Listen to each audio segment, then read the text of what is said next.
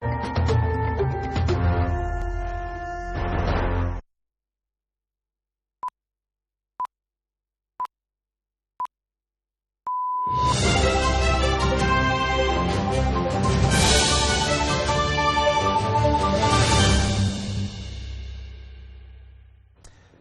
is Thursday, the 16th day of January 2020. Hello there and welcome to Lunchtime News here on UBC TV. My name is Edward Kijanangoma. President Yoweri Kaguta Museveni has warned leaders against sabotaging government projects that are meant to bring development. While opening China-aided industrial skills training and production center in Namave, the president revealed how the construction of this institute failed in 1989. China-aided Industrial Skills Training and Production Center is a branch facility attached to Uganda Industrial Research Institute. The center, whose construction started 2 years ago, was a second-phase machining project of Uganda Industrial Research Institute, whose construction was supposed to kick off in 1989. Although China had offered to build two facilities, one for food processing and agricultural production, the second phase of the metalling engineering facility was not implemented. This is because the contract was misunderstood by the line ministry. The Chinese government gave me support for both.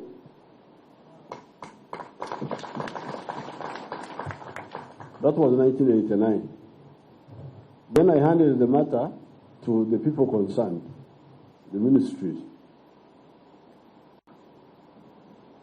They only implemented one. The one of what they call URI now, which was for food and agricultural processing. They never followed up this one, the second one, because they didn't understand.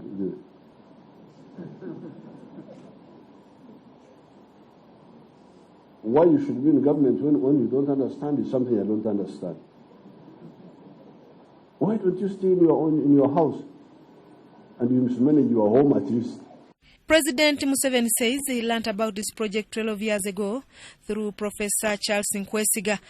That time they didn't even bother to tell me that the facility was finished. So the Chinese handed it over and the Ugandans ignored it. It stayed there. I don't know what it was doing. That facility, I don't know how much. Now you hear this in 1989. When I meet Kwesiga is when? 2000?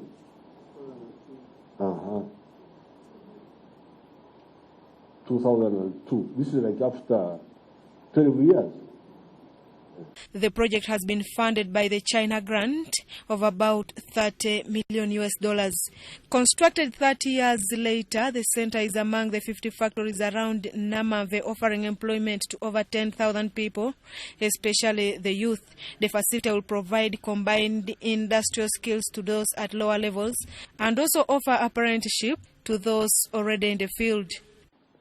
However, Your Excellency, in that letter, you directed me to strengthen Uganda Industrial Research Institute, fulfill its mandate. You said the priority should be given to support URI, acquire machines that can enable scientists to build other machines. That this will enhance operationalization of many of the innovations that we are lying or are lying dormant. There are already 50 factories, giving employment to about 11,000 Ugandans.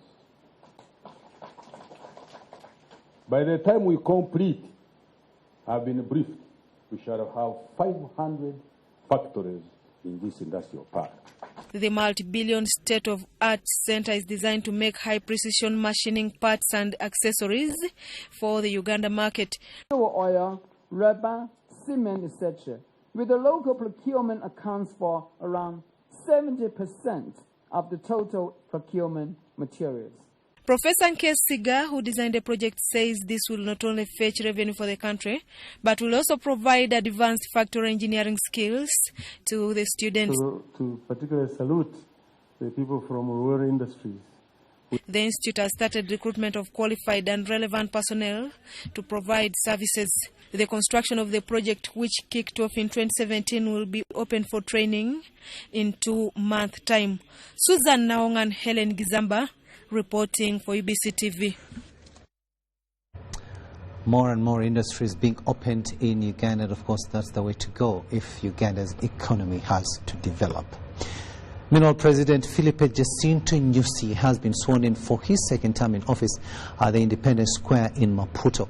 Now, 10 heads of state attended the inauguration, while Uganda's President Yoweri Kaguta Museveni was represented at the swearing-in ceremony by Vice President Edward Kiwanuka II. In his inaugural speech, President Filipe Jacinto Nyusi said the past 5 years have greatly challenged Mozambique, like the drought in the south and the floods in the north, as well as cyclones Idai and Kenneth, in which lives and property were lost and destroyed. President Nyusi stressed that peace is priority for Mozambique. Vice President's press unit has the story.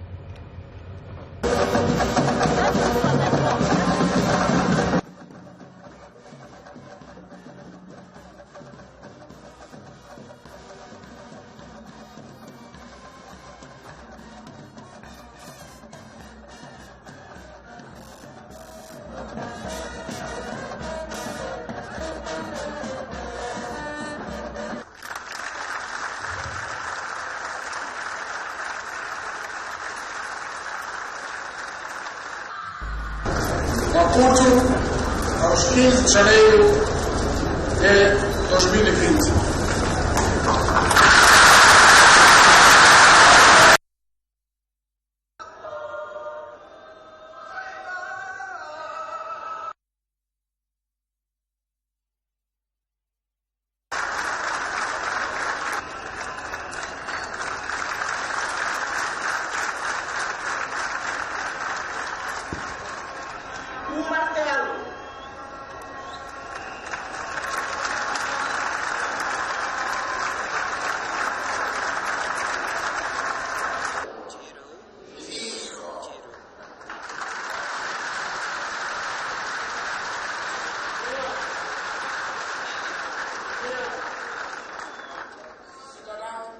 Citizen Filipe Jacinto Nyusi, your president, I am the first to pledge and to lead by example through work.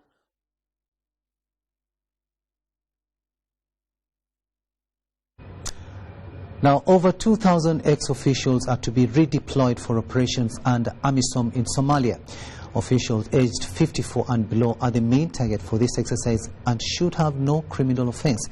Lieutenant General Otema Awanyi, the Commander Reserve Forces, says veterans have solid experience in combat execution and their recalling is timely. Ivan Kawa reports. Uganda People's Defence Force is recalling its officials and men who retired honorably from the army without a criminal record from the rank of major and below. The call-up exercise starts 20th January this year at attached centers countrywide and will last for 4 days. They should be aged 55 years and below with no criminal record and in possession of their original national ID.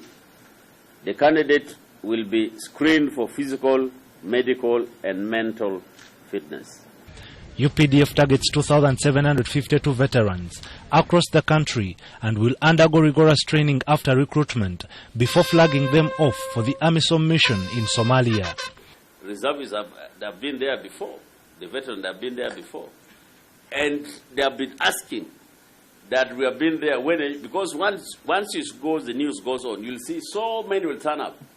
Now, instead of them going to this security for guiding you people, the monitor headquarters and what have you, and you're giving them only 100,000, why don't they go and earn the $1,000 rather than paying them a peanut here? The retirees shall be accompanied with officers of other ranks and will form Battle Group 31 and 32, awaiting deployment for the AMISOM mission. And it relieves us from the more expenditure, and also it also supports our veterans. You know, some of them, they are fathers. After they have retired, life outside there is also not very easy. So also to really, for their welfare purposes is very, very, very important. The Uganda People's Defense Forces has the capacity to maintain, keep law and order in the country of Somalia. But one wonders this time around why the Uganda People's Defense Forces has decided to recall all veterans across the country for deployment under the AMISOM mission in Somalia. We normally use the seasonal people who are better tested. You saw the American tried it. It wasn't easy. But because of the experience UPDF we have been going through, these veterans, Ebola is not an issue. Section 31 of the UPDF Act gives power to the Commander-in-Chief, who is the President, to order the whole or any part of any reserve force or any prescribed force to be in continuing full-time military service for such period as he or she may determine. Ivan Kahwa, UBC News in Kampala. I was given 10 rounds. From Central Region, let's go west now and to Kasese, where the growing number of street children in Kasese municipality has been attributed to domestic violence and poor parenting. While launching Nadir Foundation, the mayor, Kasese municipality, Godfrey Kabyanga, urged parents to desist from the vice of domestic violence and take up their responsibility of grooming children in the rightful way. Let's get more in this report. Street children and young mothers are being trained in vocational skills at Nadil Preparatory School in Kasese district. This support is courtesy of the Nadil Foundation. The training is aimed at improving the livelihoods of the street children. The way we bring them together, others we stay with them here. We try to train them hands-on skills like tailoring. Others we advise them to go back to school. Some of the street children we interacted with attribute their situation to poor parenting. They are, however, ready to reform if their parents cooperate.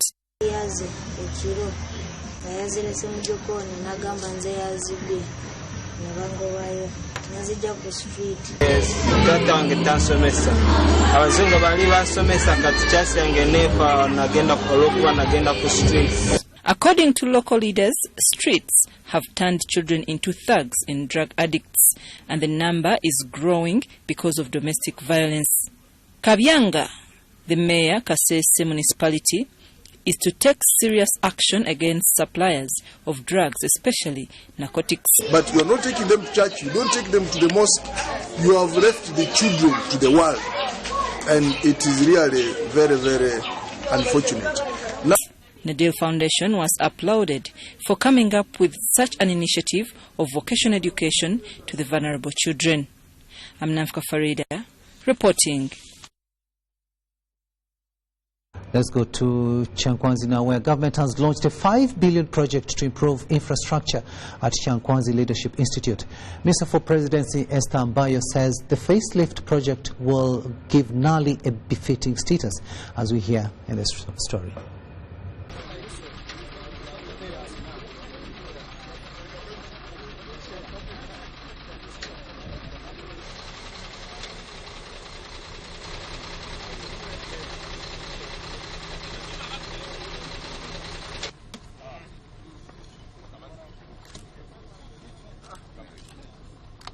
Yeah, of course, what we want is what we want to predict to what pertains of a national institute is what we want. If something, an institute is to be called a national institute, it must have some values. And the parameters are there to measure a national institute. So if we don't measure to that, then we are not worthy to be called a national institute. So our wish is to turn Nali into what it deserves. And this is just the beginning of the beginning. The 5 billion is very little, let me tell you. It is very little, but it is better than none. So we've agreed that 5 billion to do something which we've started today. And then after, we shall be telling the public, we shall be telling the taxpayers that this is where the funds are going. So the essence of it is not only to train Ugandans, but we can look at attracting students from other countries to come and train from here. in various courses, in the courses they feel like training. So ours is we want to give the name befitting of a national institute. To Hoima now, where Hoima district is to hold a regional exhibition on HIV/AIDS targeting the youth. The district health officer Hoima, Dr. Joseph Rionga, said this is meant to bridge the information gap on HIV/AIDS. The Infectious Disease Institute is to start holding HIV and AIDS exhibitions in different parts of the country. This is being done under the HIV and AIDS Achieving Project with the aim of exposing the impact of the disease before the introduction of antiretroviral therapy. The team engaged with leaders of Hoima district who welcomed the initiative, adding that it will spread information on HIV and AIDS. The fight against the disease ought to be intensified in this area of high population growth in Hoima. We have increased immigration, truck drivers, we have everybody coming in with various diseases. That's why we are advocating that everybody must be treated. We are giving the way how we knew AIDS. I saw indeed it was a young. We have come from very far. The Infectious Disease Institute plans to hold exhibitions in Hoima, Arua, Wakiso, Moroto and Rakai districts. I'm Nafka Farida, reporting. Now, UNESCO is conducting a survey that's aimed at promoting the nomination of important natural sites for sustainable governance and climate change adaptation in Uganda. The research, led by Dr. Dominic Mondrugo, the Assistant Secretary General UNESCO, is to increase awareness of the communities in and around the identified sites for sustainable development.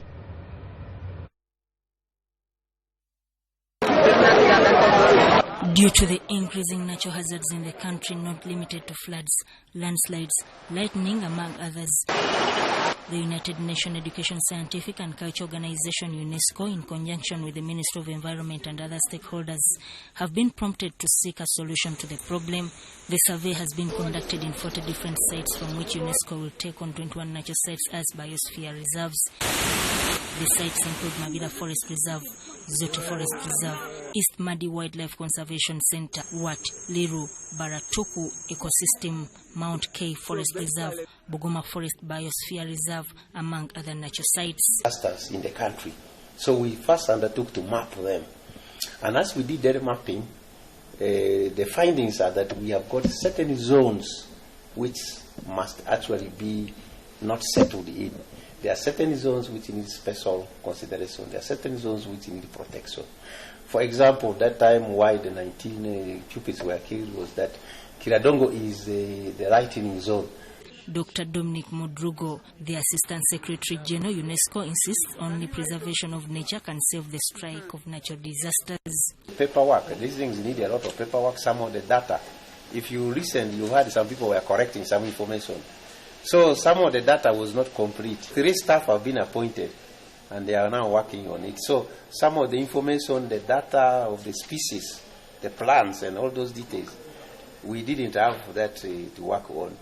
Sophia Kange, the coordinator, capacity building, UNETCOM, decried the increasing number of encroachers on forest reserves.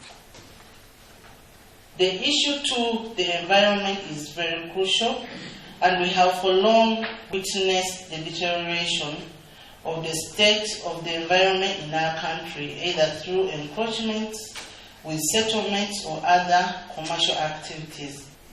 We should therefore be happy to welcome models that help to strengthen the conservation of some of these places. Some of the participants advocated for the use of gas instead of charcoal. A case in point is charcoal.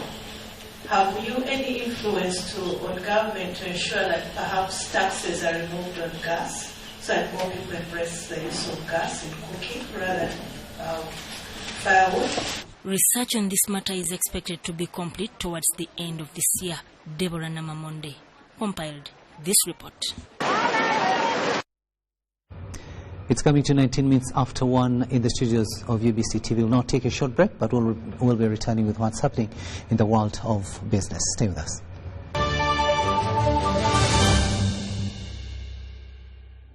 Enjoy convenience today with Airtel Money School Pay. Dial *185 hash, select option 6, school fees, select option 2, school pay, select option 1, pay fees, enter student number, enter the amount, enter the PIN number to complete payment. Beat the back to school hustle today. Pay school fees conveniently using Airtel Money. Airtel Money, simple, instant, secure. Airtel, the smartphone network.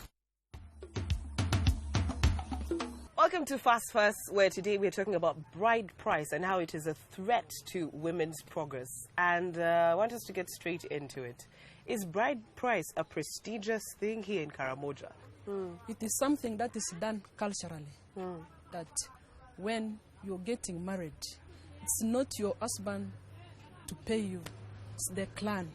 I believe that when you get married, it is a prestige and it is a pride for you, the family, and even you, the girl who is getting married. Okay. So we have strong beliefs in marriage.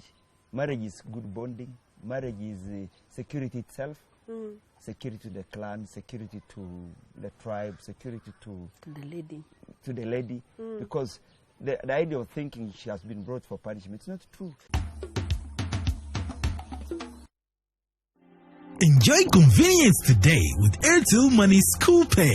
Dial *185 hash, select option 6, school fees, select option 2, school pay, select option 1, pay fees, enter student number, enter the amount, enter the PIN number to complete payment. Beat the back to school hustle today. Pay school fees conveniently using Airtel Money. Airtel Money, simple, instant, secure. Airtel, the smartphone network.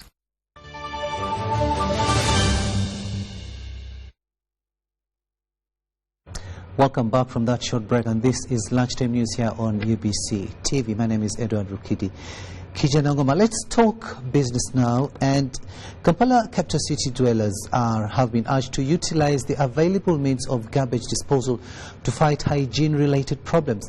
The Officer Waste Management in Kampala Capital City Authority, Aksam Semakula, says public-private partnerships intend to sensitize the public on the garbage disposal and recycling methods. Semakula was appearing on the roadside campaign by Assez Wow Mission Society, which targets to sensitize the public about irresponsible littering.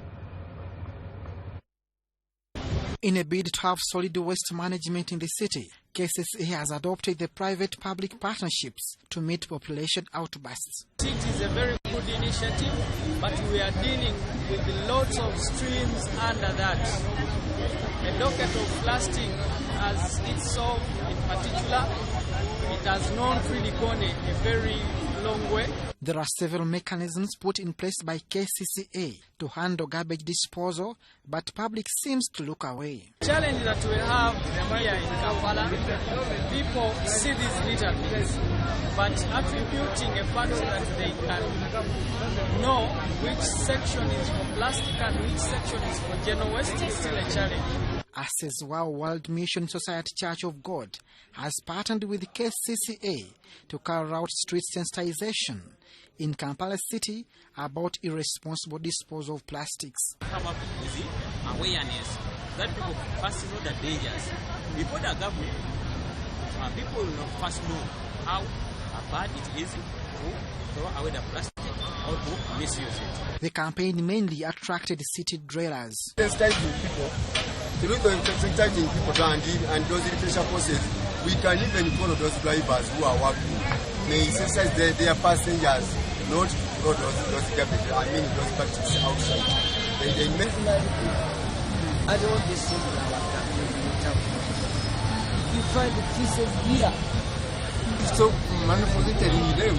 As my case, you manufacture. People still use them.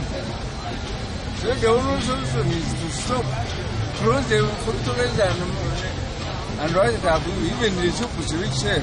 A deteriorating urban environment is the enemy of sustainable development, which calls for collective responsibility as an alternative to economic growth through environment protection. Abdul Nasser Luwama and Lydia Chomkama for UBC News.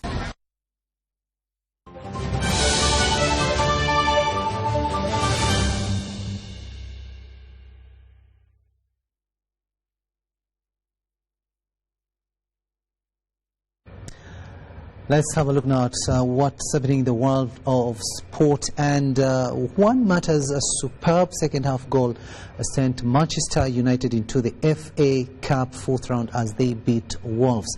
Now, the Spanish midfielder chipped over keeper John Rudy to settle the third-round replay after being put through on goal by Anthony Martial. Wolves had an early Pedro Neto strike ruled out by the video assistant referee for a handball in the build-up. Now, but it was a deserved win for the hosts, who had the better chances in a tight game at Old Trafford. Let's have a look at those highlights. It's all right, to be very honest. Connor Cody certainly thinks he's offside, but I think he looks all right, the goal. And it was just whether Anthony Martial was going to put him in enough, because it was on there. Traore's made his move, the ball's not good enough. Traore into blood their own very talented youngsters. This young man has been to the fore. Jimenez wanted it crossed. That's no problem for Maguire. He's away from Maguire somehow. Really on his knee, it looks like, on the back of his leg. See his Doherty right through the Wolves. Yeah, it was touched down, wasn't it? And then he's turning into a really good defender, isn't he? No way through for Ruben Neves. And congratulations to Manchester United as a team, but also the fans of Manchester United. But the struggle continues. It is coming to 26 minutes after 1 in the studios of UBC TV. We finally come to the end of lunchtime news this Thursday, the 16th day of January 2020. My name is Edward Rukidi Kichanangoma. Stay tuned for more programs to come your way here on UBC TV.